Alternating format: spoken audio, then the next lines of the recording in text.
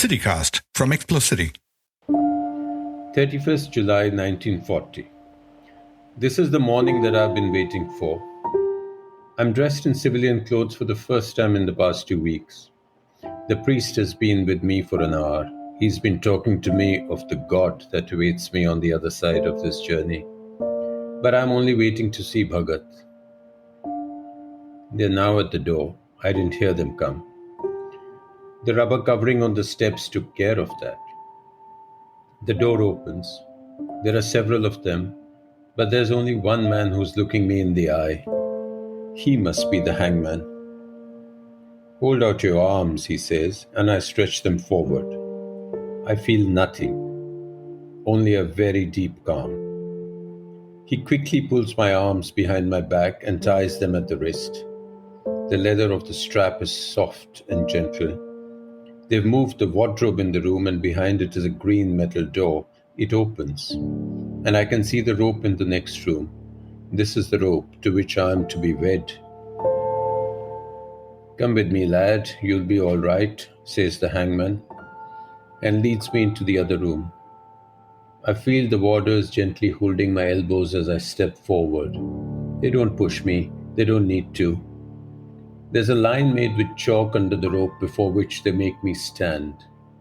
Another man ties my ankles together with a leather strap. I see the others in the room, standing in a line, looking at me. The hangman is in front of me. He whips out a white handkerchief from his pocket. No, it's a white sack that he opens out. The sack is over my head even as the priest is saying the prayers. I see nothing more. I feel the noose around my neck, loose at first and then tight. Then the ground opens under my feet. I have become immortal. I have become one with Bhagat Singh.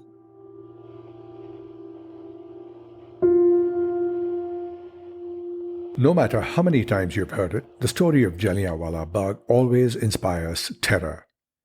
But when most of us first heard the story of that massacre, we weren't really mature enough to absorb the significance of what we were reading. As schoolboys in India, we only had a casual and a rather dinky relationship with history, principally through our history textbooks. Jallianwala Bagh could pass as another tale of woe in chapter after chapter of bloody wars whose dates we were required to remember. And it wasn't until we were older, and for many, let's tell the truth here, watching the movie Gandhi, did the horror of it all come home. My guest today is Navtej Sarna, author of Crimson Spring. Crimson Spring, in essence, is a novel about the massacre at Jallianwala Bagh, but it is a book that is more history than it is novel. It is a literary work. It describes this historical tragedy through its protagonists and their emotions. While reading his book, however, it struck me that we don't preserve and portray the horrors of history in any tangible public form or forum, say, like the Holocaust museums, Auschwitz, and other locations. And then it occurred to me that the reason for this is that the broad dissemination of Indian history is principally among school children, meaning that outside of history textbooks, we rarely ever read history. And that includes mythology. Even the ones that include mature themes, such as the Mahabharata, became popular principally because those tales were rewritten for children. No wonder, then, that the authors who have recently given us history, written either as history or as novels of historical fiction, have become bestsellers. Think William Dalrymple with over 1 million Twitter followers, Ramchandra Guha, whose weighty tomes on Gandhi are bestsellers, Chitra Divakaruni, who has approached the telling of Indian mythology through adult themes, and Navtej Sarna and so many others. There is a hunger for history, and no better time to tell this history than the 75th year of Indian independence. Crimson Spring is but another in an impressive list of books authored by Navtej Sarna, and among them the most compelling for me is his book on literary travels. It's called Second Thoughts, subtitled On Books, Authors, and the Right Early Life. Traveling, trying to find the origins or the final resting places of the great writers of literature, Sarna introduces us to that wonderful world and he packages the most important works of literature in an easily digestible form. Navtej Sarna is a diplomat, former ambassador to the United States and Israel, and a former High Commissioner to the United Kingdom. There are links about him in the podcast description, and he joins us today from his home in New Delhi. Navtej Sarna, it is my privilege to be able to welcome you as my guest on the Literary City. Thank you. Thank you so much. Straight away, I would like to know what lies at the junction of being a historian and a novelist of historical fiction. How much license did you give yourself in Crimson Spring? Very little. It's a very tight space when you're dealing with history, and it essentially depends upon your own attitude. I suppose if you call a book a novel, then you can pretty much do what you want with it technically and say that this is all fiction. But I'm sort of a bit old-fashioned as far as that is concerned. If I know that this is actual historical fact, there's something in me which makes it want to be as historically correct as possible and create fiction in the gaps, create fiction in the inner lives of people, but not change history. Because as I somehow feel that, given the fact that people read less and less, unfortunately, because of so many things. Somebody might just pick this up as the only history book he or she may read on the period or on the subject and take it as fact. And I would like not to be responsible for distorting any fact. So there are people who have said that history is essentially storytelling. So what is wrong with picking up granular facts of history and spinning a lovely story around it? Yes, there's absolutely nothing wrong, because ultimately, as long as as you take the bare facts and don't change those, but then around that, uh, you don't want to be in a situation where you're completely contradicting, say, a character like General Dyer or Brigadier General Dyer, and you don't want to be distorting him and making him something he was not, for instance. So you have to stick to the basic trend of his character, and then sort of paint in some colors with which you make him more come alive as a fact of history. Because ultimately, as you said, history is a story, and that's where the interpretations begin to differ. If the way where you are looking at it from begins to differ. So while the facts remain the same, interpretations change. Let's just say that if my history books had read like Crimson Spring, I'd probably be a historian today. The years that you mainly cover around Jallianwala Bagh seem cataclysmic in hindsight, compressed to these 4 years. 1917, Gandhi's Satyagraha movement. 1918, World War I ends. 1919 is Jallianwala Bagh, and 1920 is the birth of the non-cooperation movement. My question, how much outrage did Jallianwala Bagh spark in the national consciousness just after it had happened? Has there been any measure? Well, I think the measure lies when we go back and read about it, and you feel it, because as you said, there was a lot happening in those years, and uh, one of the ideas behind this book was to show that Jallianwala Bagh was not a sort of standalone, discrete tragedy. It had stuff happening around it. It had various currents flowing into it and out of it. And that was what I was trying to see. So, for instance, you had the entire, the Indian soldiers coming back after fighting for 4 years. You had a freedom movement which was incipient in a way, in the sense it was still very moderate. It was still very respectful. And there was a very sort of tiny movements towards political reform that the colonial government was, mulling over, the Montagu-Chelmsford reforms of how to, show some sign of movement, because India had contributed in a major way to the war effort. And then when all this was happening, they actually didn't feel like giving up the war powers that they had. Mm-hmm. And they then found this Rowlatt Act, which was nothing but war emergency regulations in peacetime. Right. And then that gave a whole momentum to the protest movement. Satyagraha started. And on top of that came the Jallianwala Bagh massacre, which really showed that the government was not one with which you could speak. So, how did word get out? First there was the censorship and martial law, and news was not flowing out.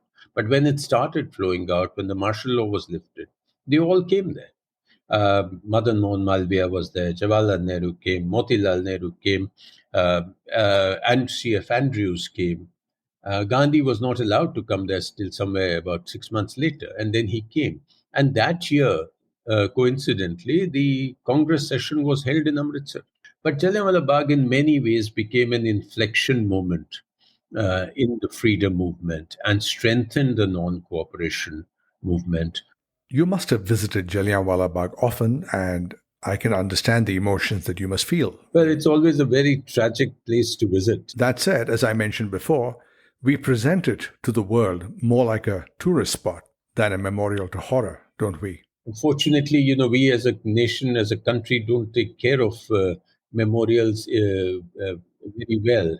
And my mind always goes back to the memorial at Auschwitz in Poland. Exactly. I was posted there for 35 years ago, and I spent many hours walking there, and it used to give you a sense of dread and death and torture. And somehow, we've started sort of beautifying our memorials, and we've started sort of making them into selfie spots and uh, Disneyfying Picnic spots, you said. picnic spots. And I think we should do what we can to evoke the tragedy more, make people feel that, look, this is where it happened, this is how it happened.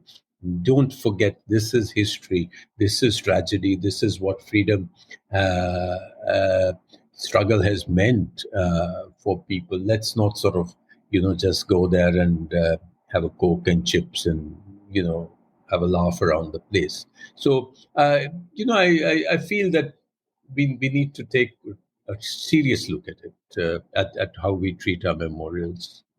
I know you felt the emotions, but how did you manage to keep those raw emotions out of your book? Well, that's it's a question of ultimately writing with restraint. I mean, there are times when you have to let the anger come out, and you have to, channel the anger into a character. Yes, there are those moments in your book. Yes, there are moments, and there should be.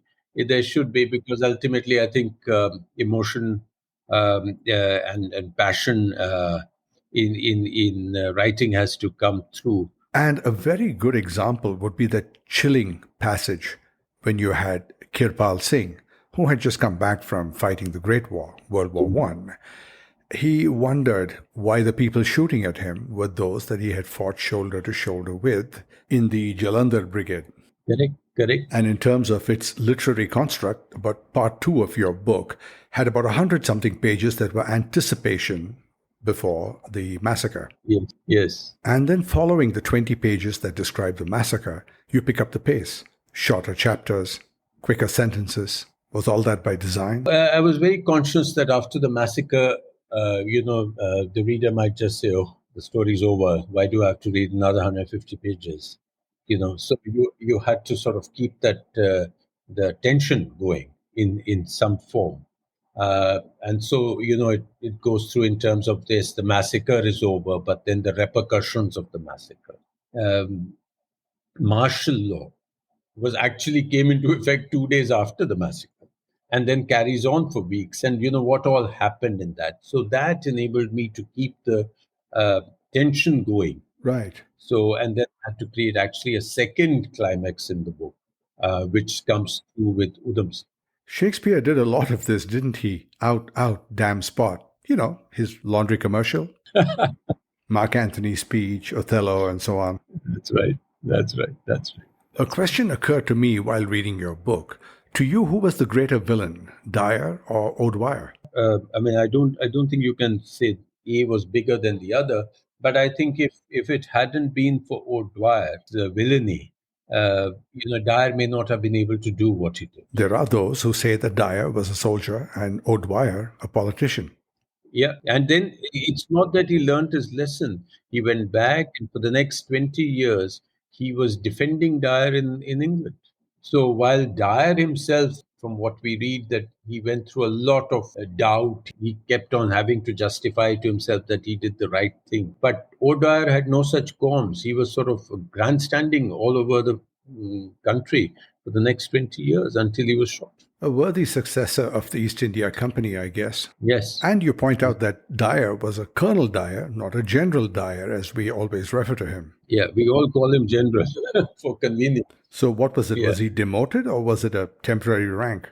No, firstly, it was a temporary rank even when he held it. Oh, okay. And then, after the Hunter Committee report, he was removed from that rank, and he had to leave India and go back to England without any appointment. Uh-huh.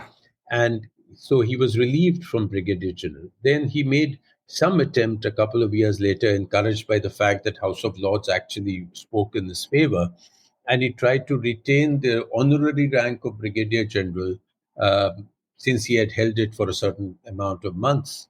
Uh, but that never got approved. Sort of, it got tossed around between the War Office and the Secretary of State for India, and it never got approved. And so he actually, his substantive rank when he died was just a colonel. In your chapter, Many Streams Make a River, you make mention of the fact that Jallianwala Bagh actually created a people's movement, even with matters that may have been unconnected to the massacre. How the people tried to hold the corrupt Gurdwara officials to account would be one example. But specifics aside, the movement per se gave rise to a certain expression of awareness and empowerment among the people. So, do we always need something cataclysmic like Jallianwala Bagh to get the people going? Well, that was a certain time, let me say. There was an idealism, there was a firing of the imagination. I mean, the Gurdwara reform movement, for instance, was nothing new. It didn't start that time, but it had been carrying on. And then, after these events, it got a lot of impetus, momentum, and this whole idea of non-cooperation and non-violent satyagraha that Gandhi has started on one hand was perfected by the Akalis on the other side. And there were several morchas, the famous morcha of Guru Ka Bagh, the Jaito morcha, in which even, Gandhi, Nehru, everybody recognized what was happening there. So there were moments which fueled this idealism. And where is the idealism today? We don't have idealism anymore. I mean, if we live a pedestrian life, then we have a pedestrian movement. Most the pity. Well, now for something trivial. In the chapter Ralla Baptized, a pail falls into a well and it breaks a sheet of ice formed on the water. Artistic license, or do water surfaces ice over in Punjab in April? Was that April? I'm not sure. To be honest, neither am I. You got me. I'm a fan of the cold. Well, you'll see in the book. If you look closely, you'll see this pieces of ice on the water in more than one place. Maybe I'm fascinated with these pieces of ice myself. See, there's another thing we have in common. And now I'd like to speak about your book, Second Thoughts, a book after my own heart. But before I do, I want to tell our listeners that there are links in the podcast description to where you can buy Crimson Spring and the book I'm about to discuss, Second Thoughts. Now, this is a book about your literary travels, and let me say, I enjoyed every page and lived vicariously through every single description of your travels. Thank you. It's a great favorite of mine, that book, because I've never been able to actually go to a place for any reasonable amount of time without actually reading up about it and reading up, literature about it or from it. I've been fortunate and to be able to spend time in places because of my job, which you couldn't do as a tourist. The Soviet Union, for instance. Oh, yes, and I want to come back to that story about your visiting Boris Pasternak's grave. But what also fascinated me was your trip to Egypt, where you tried to hunt down the cafe which Nagi Mahfouz used to frequent, but it was closed. So you had to make do with efishawi. That was the real cafe where Naguib Mahfouz used to go to. Unfortunately, it was shut. Right. But All right. Let's talk about second-hand bookshops. yeah, You're a great fan of them. yes, There's romance there. fascinating. To quote you, you described it as roulette. Second-hand bookshops have continued to fascinate and enchant since one can only search in vain for the formula that could explain how a 100-year-old volume of Keats can be lying next to a Yes. Perry Mason. That's right. So second-hand bookshops have always fascinated me, and I always walk in with this sense that I'm going to find something.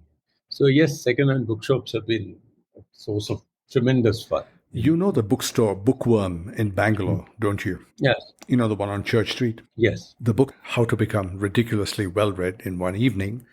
I actually bought that secondhand in Bookworm yesterday. Oh, lovely. I bought a copy 20 years ago and lost it, lent it, I don't know. Maybe I just bought my own book back. Now, back to second thoughts. In the chapter Roses and Poets, you talk about Timur. You say, contrary to popular image, he had an intellectual bent of mind and had many discourses outside the walls of a besieged Damascus with Islamic historian Ibn Khaldun on all sorts of issues. We've had Ibn Khaldun, we've had al-Biruni, we've had all kinds of Italian and Chinese historians that have traveled the world.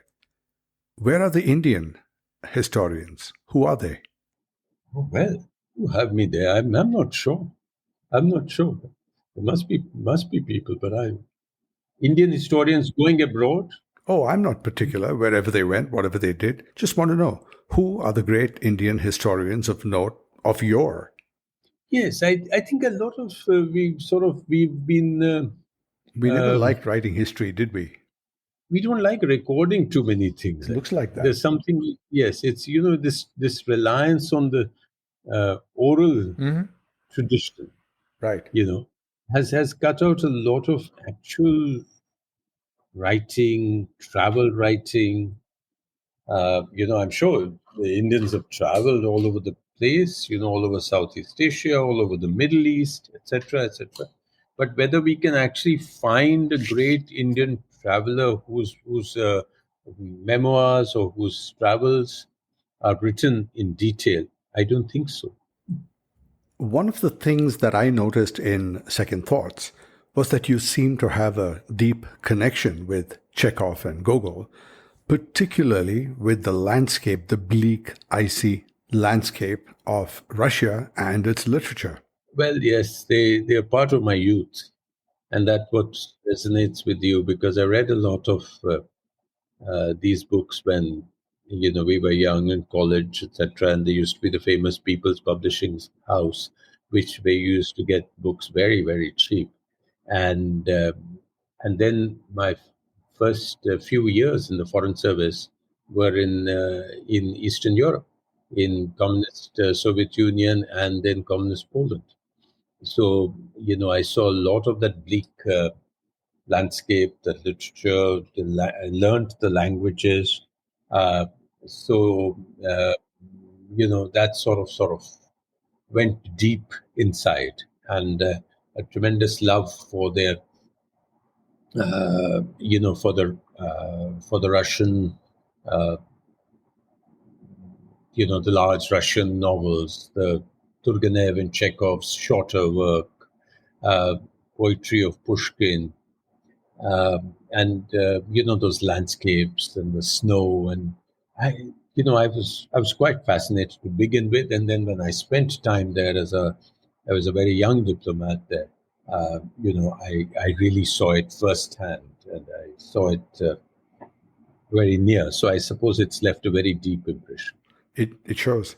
And your discovery of Boris Pasternak's grave was very entertaining. Yes, And yes. and whoever that babushka was, I assume that she's a babushka. Babushka, yes, total babushka.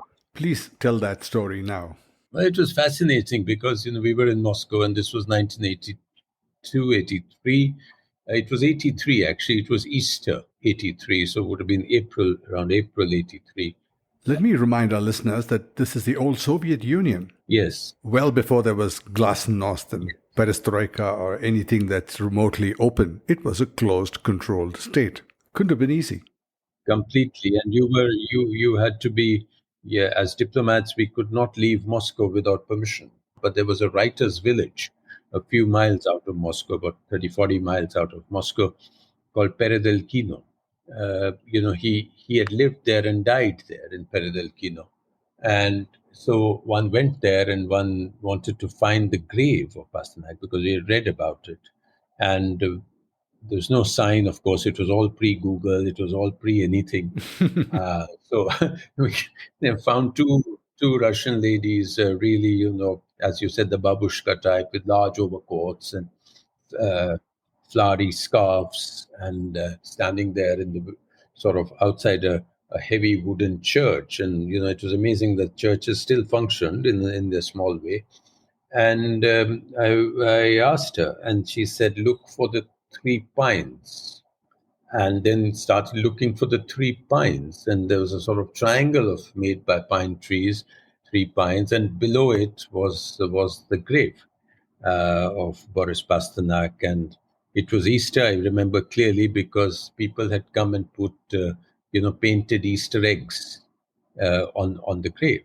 So it was a very touching sort of visit, and it was really nice having found it. And one doesn't quite value these things at that time. What a great moment it is. And those were not days when you could take a lot of photographs and things, but I still did take a photograph on a Polaroid camera, and somewhere it is lying in my papers. That's but it's there. fascinating. So, so it was one of the most moving sort of moments. I visited many other graves. I visited Scott Fitzgerald's grave. I visited Graham Greene's grave. And various others. But that was a great moment in 1983. The closing chapter of Second Thoughts was your essay on Bhagat Singh, which is a nice way for us to come back to where we started. Yes. And Crimson Spring, in many ways to me, seemed like a tribute to Bhagat Singh. Yes, it was, because I've always wanted to write about Bhagat Singh. I've never been able to write a book about Bhagat Singh, but in this particular Crimson Spring, a lot through Udham Singh and a lot through the general thing. I think I wanted to sort of pay tribute to Bhagat Singh and to start off a sort of, a chain of thought of his actually true contribution, of his sacrifice to India's freedom. In that chapter, you quoted his essay on why he was an atheist. Yes. And the essay was written as a peevish reaction to a friend accusing him of grandstanding about atheism. Yes. I know this line from that essay. Any man who stands for progress has to criticize, disbelieve, and challenge every item of the old faith. Yes. That was his idea of a revolution, not shooting people and not throwing bombs. And here we are. And now, my final, and I apologize, banal question. What's next for Navtej Sarna? It's too early to say.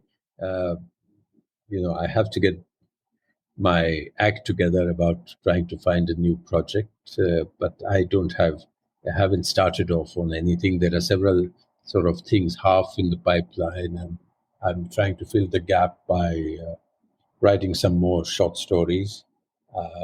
And we'll see where it goes. Well, I know what I'm going to do. I'm going to pick up a copy of your book, Herod's Gate, and try and finish it tonight. Thank you. And with that, Navtej Sarna, let me thank you for being my guest today on The Literary City. This was fun. Great pleasure chatting with you and Ramji, and talking about various things in such a nice, relaxed manner. Happy to come on your show anytime you want. And that was the fascinating Navtej Sarna. Grab the links in the podcast description and buy his books. You will love every page. And I'll be back with What's That Word? That fun segment where we look at words and phrases that we use all the time but never stop to think about. But that after this. Fans of the TV show Mad Men may know the gimlet as Betty Draper's favorite drink, but Betty likely knew it from Raymond Chandler's 1953 novel, The Long Goodbye. It's really easy to make a classy gimlet. Pour in 60 milliliters of Hapusha gin. Add 30 milliliters of lime juice. Shake on ice until well chilled. Garnish with a lime. Then settle back and let that smooth and suave hapusha do its thing. Hapusha is made from juniper berries from the Himalayas. Juniper berries are hard to get, but it's easy to buy a bottle of hapusha. And I'm back, and it's What's That Word? And here's my co-host. She needs no introduction, but she loves to do it anyway. Hello, my name is Pranati, but you can call me P. That's P with an A, not another E. Hello, P with an A. Are you enjoying the rain in Bangalore? It's nice and chilly. Socks and blanket heaven. Just makes you want to curl up and read high literature, doesn't it? Yeah, with a clear drink. I'd rather you do it with a clear head. Fine, I promise. Okay, P with an A. What's that word? Another great interview. Thank you. Crimson Spring is a must-read, clearly. It certainly is. But I'm getting myself a copy of Second Thoughts. How wonderful that this was a diplomat who spent his free time in pursuit of literature. True. And Navtej Sarna has several books to prove that. Yeah, and that bit about Jallianwala Bagh and not doing a proper job of our memorials. That's so true. It is. Do we have time for me to tell you what I saw there? Of course we have the time. You mean saw, meaning at Jallianwala Bagh? Yes. So when I was there was a solitary English dude, and he was peering into the well, Dreadful. the one into which people jumped. Right. And a group of young Indian visitors rushed up to him, Oh no. And? and they snapped selfies with him. What? They clearly had no idea how ridiculously inappropriate that was. I mean, my family and we were so upset by these people. If I understand it, I don't even want to ask any follow-up questions to this absurdity. And that's what Navtej Sarna was saying also. We have neither sense of or nor respect for history. Right. He called it Disneyfication. That's true. When a proper ambience is not created, people are prone to treating these war memorials as a place for family fun. Right. And these people are now on their way to Khajuraho Are they? to carve their names on the sculptures. What? You mean that dude doing the 3 chicks at once is not called Amit? Okay, P with an A, once again, what's that word? In your interview, you and Navtej Sarna had a laugh at your reference to out damn spot. Yes, we did. Now, I know that's from Macbeth. Lady Macbeth tries to rinse the blood from her hands while sleepwalking. That's what she did. What I wanted to discuss was the parody of Shakespeare. For starters, the reason you guys laughed was because you made a reference to laundry. And that was funny. Out damn spot, like washing up. Yeah, it's true. It is funny, but I confess it was not entirely original. I got it from a TV show that frequently references Shakespeare. Really? Which one? You'll never guess. The Simpsons. What? The Simpsons? Really? Yes, true. It seems like an unlikely show to reference Shakespeare, but they have a long tradition doing it. Wow. I think I remember something, but I never paid attention. Well, it's not surprising if you consider some of their writers are highly literary. Like whom? Almost all, but let me name the most famous one, Conan O'Brien, literature grad from Harvard. Yeah, I knew this. He's cool. You can't write for a show like The Simpsons or any truly witty and clever show without being very well read. You can, if you didn't have that qualification, you can write for Friends. So give me some examples of what they've done in The Simpsons. Frequently The Simpsons parodied their show titles. One was Much Apu About Nothing. And another was A Midsummer Nice Dream, N-I-C-E, nice. More. And then they parodied the entire Macbeth. And in this parody, Marge Simpson, upset that Homer was not chosen to play the lead, Macbeth, she gets Homer to kill the lead and get his part.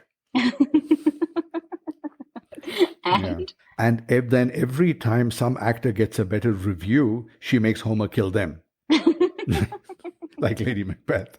And this goes on and on until Homer is the only actor left. And then the ghosts of the dead cast members gang up on Marge Simpson and she dies, obliging Homer to deliver the famous tomorrow and tomorrow and tomorrow soliloquy in her memory. And what about Out Damn Spot? Oh, right, out damn spot. So in one episode, Marge Simpson, frustrated at not being able to scrub out a stain, yells, listen to it, Out damn spot! Out, I say! Wait, did you just do that, or was that a clip from the TV show? "What?" And violate copyrights? Not me. This is such nonsense. Speaking of nonsense, did you know that just like Shakespeare, The Simpsons also contributed a word to the English lexicon? What? This is getting better and better. What word is it? Cromulent. Cromulent. What does it mean? Cromulent. It means something that's acceptable. And it's in the dictionary? Not officially all over yet, but it is in Oxford Languages, which is the search engine for Google. Google uses that. And Merriam-Webster say that they are in the process of. And how did that word happen? Well, apparently a showrunner of The Simpsons, a showrunner is a little like what you do off the air for this show. Right. So the showrunner challenged a writer, David Cohen, to come up with a nonce word or a nonsense word that could air on the show. And he came up with cromulent. And it stuck? And it stuck. In fact, it aired in an episode. Tell me how. So in this episode, the Springfield school kids, Springfield, right? Yeah. So the Springfield school kids are watching a film about the founding father of Springfield, Jebediah Springfield. The film ends with Jebediah, declaiming, "A noble spirit embiggens the smallest man." Embiggens? Is that like Donald Trump's bigly? Exactly. That's what the episode was about. So in the episode, at this point, when Jebediah Springfield says embiggens, one teacher at the back of the room leans over to another teacher and says she's never heard the word embiggen. And the other teacher replies, "I don't know why. It's a perfectly cromulent word." Now, the point is that when the episode aired, people, the listeners, they just generally accepted the word as if it was a perfectly cromulent word. And now that word is headed into the dictionary, meaning acceptable. This is so fascinating. Well, I wish I had the job of writing for The Simpsons. Forget that. I wish I was researching these things. I wish I had your job. Hey, watch it. Bye. And that is our show. Thank you so much for being here and for listening. And before you go, hit that subscribe button or follow button or whatever they call it on wherever it is that you listen to podcasts, so you will never have to miss an episode of The Literary City ever. Well, have fun and see you again next Wednesday.